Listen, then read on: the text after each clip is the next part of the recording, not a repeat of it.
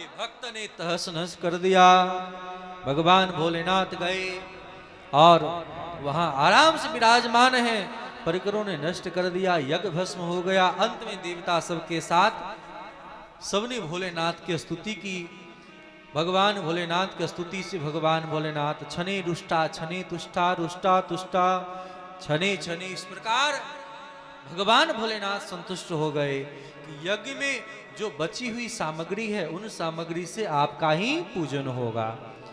भगवान भोलेनाथ ने कहा कि जाओ कोई किसी का सिर लगा दो, तो उस दक्ष प्रजापति के धर को एक बकरे का सिर ला करके लगा दिया।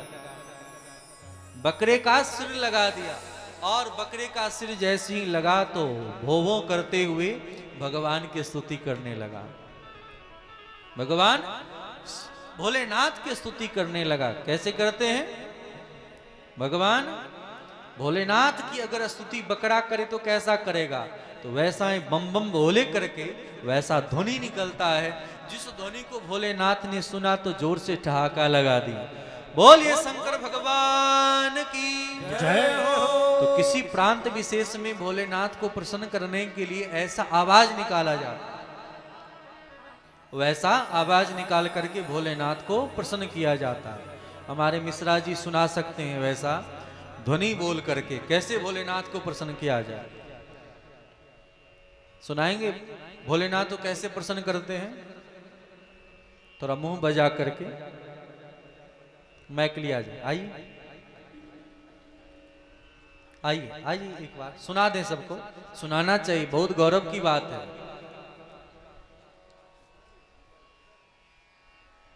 खड़े होकर के थोड़ा सा एक बार देखो आप लोग कैसे भोलेनाथ को प्रसन्न करते हैं दक्ष प्रजापति।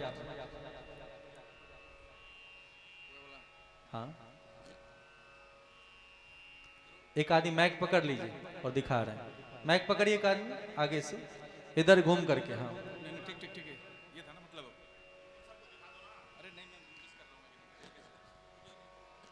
ये था ना मतलब, सही है। आवाज के साथ एक आदमी मैक पकड़ तो लीजिए। अरे ये देखना चाहिए, जोरदार ताली बजाना है।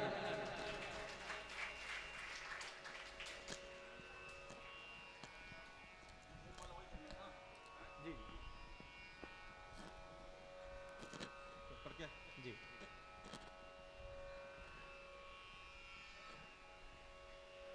ये नाक तो आएगा नहीं डबल में। माइक पकड़ ले।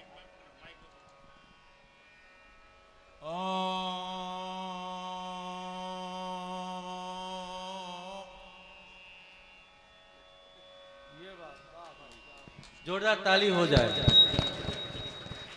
कैसे भोलेनाथ को बकरे के रूप में आवाज के साथ किया जाता है, जरा सुनाएं। बम बम बम बम बोलिए भक्त बस। बम बम बम बम।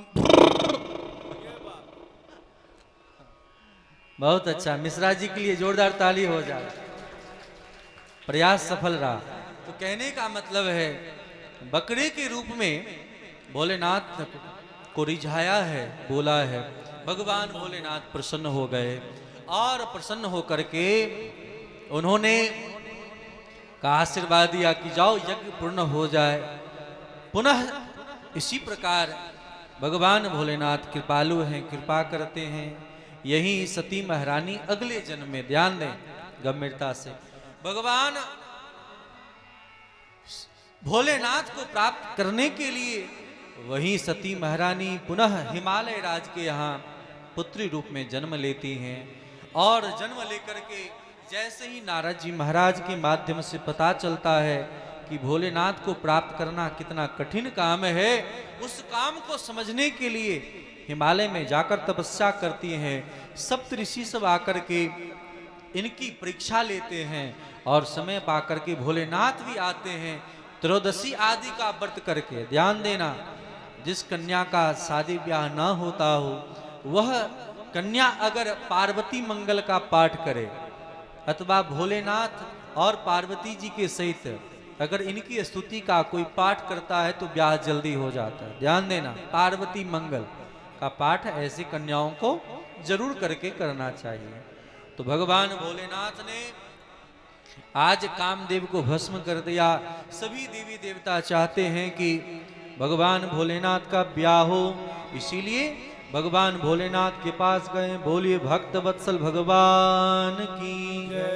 भगवान भोलेनाथ को देवताओं ने तैयार तो कर दिया, महाराज आप विवाह नहीं करेंगे तो कैसे काम चलेगा। और भगवान भोलेनाथ सबकी बात मान करके आज सबको समझाने के लिए उल्टे बैल पर बैठ गए। कोई एक बैल बन जाए। यहाँ तो आप लोग पहली बार कथा श्रवण कर रहे हैं, नहीं तो झांकी के माध्यम से दर्शन होता। बैल पर भगवान, बैल का जिधर मुंह है उधर भगवान पीट करके बैठ गए, उल्टे बैठ गए। सजाने धजाने वाला कोई नहीं है, तो भूत प्रेत नंदी सबको कहे कि सजाओ। सबने कानों में छोटे बड़े सर्पों को लपेट दिया, बैल पर उल्टा बैठ करके सज धज करके सब चल रहे हैं। तो बाराती सबका आगमन हो रहा है। हम लोग पद के माध्यम से बाराती बन जाएं। भगवान भोलेनाथ के ब्याह में जो बाराती बनता है उनका कल्याण हो जाता है। तो यहाँ झांकी के माध्यम से भी हम लोग दर्शन करेंगे। भोलेनाथ सज धज करके आज गए हैं महारानी मैना के यहाँ। मैना ने देखा, सुध बुध खो गई। पुनः भगवान भोलेनाथ से कहा आप वास्तविक रूप में आओ। तो वास्तविक रूप में आ गए और विधि विधान के साथ ब्याह संपन्न हुआ। तो भगवान भोलेनाथ में कि विवाह में पहले ईटिंग की व्यवस्था हो गई, क्योंकि इनकी बाराती जैसे तैसे भूत प्रेत जैसा तैसा था। तो भूत प्रेत को देख करके सब तो डर करके थर थर कांपने लगा। तो पहले खाने की बात हो गई। अब जो शादी हो रही है तो जैसे भोलेनाथ के ब्याह में पहले खाने की बातें हैं, उसी प्रकार लोग पहले खाते हैं। नहीं तो नियम होता है कि जब तक ब्याह ना हो तब तक भोजन की बात नहीं होती, ये परंपरा थी। तो भगवान भोलेनाथ के ब्याह में बाराती सबने खूब रंग भर के खाया। किसी के एक सिर हैं, किसी के 4 सिर हैं, किसी के सिर नहीं है। तो अलग अलग पद है, अलग अलग सांप सब विराजमान है। तो सब लोग खड़े होकर के भगवान के ब्याह में चलेंगे और आज की कथा को हम लोग ब्याह के साथ विराम देंगे। कल पुनः हम लोग भगवान के अन्य लीलाओं के साथ राम कृष्ण के जन्म की लीला के बारे में श्रवण करेंगे, बधाई का आनंद करेंगे। बोलिए भक्त वत्सल भगवान की जय हो। बोल शंकर भगवान की जय, माता पार्वती की जय। सोनीपत की जनता के जनप्रिय नेता हमारे भाई राजीव जैन जी हमारे बीच में पधारे हैं और मुख्यमंत्री मनोहर लाल जी के पूर्व मीडिया सलाहकार राजीव भाई से अनुरोध है कि वो मंच पर आएं और महाराज श्री का आशीर्वाद प्राप्त करें। भाई साहब से एक अनुनय और है कि वो माता पार्वती और भगवान भोलेनाथ को अपने हाथों से तिलक लगाएं। स्वामी जी, ये हमारे बचपन के साथी भी हैं, स्कूल के हमारे बड़े भाई भी हैं, पड़ोसी भी हैं और हमारी पार्टी के बड़े नेता भी हैं। जय हो। बोलिए भक्त वत्सल भगवान की जय हो। तो दोनों हाथ उठा करके कौन सा बाराती में शामिल होना चाहते हैं? हमारे दामाद जी रविंदर तायल जी और हमारी भांजी पूनम जी पानीपत से आए हुए हैं। वो स्टेज पर आए और महाराज श्री का आशीर्वाद प्राप्त करें।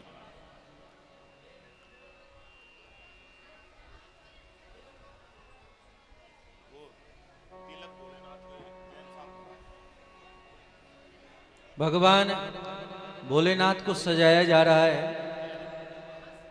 साजो रे भूत समा, दोनों हाथ उठाकर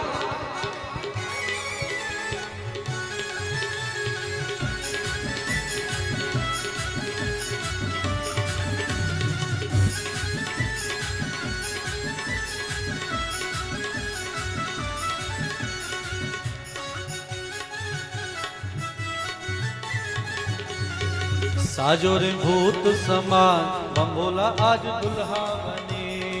साजो रे भूत समान तुम भुला के दुल्हा बने। साजो रे भूत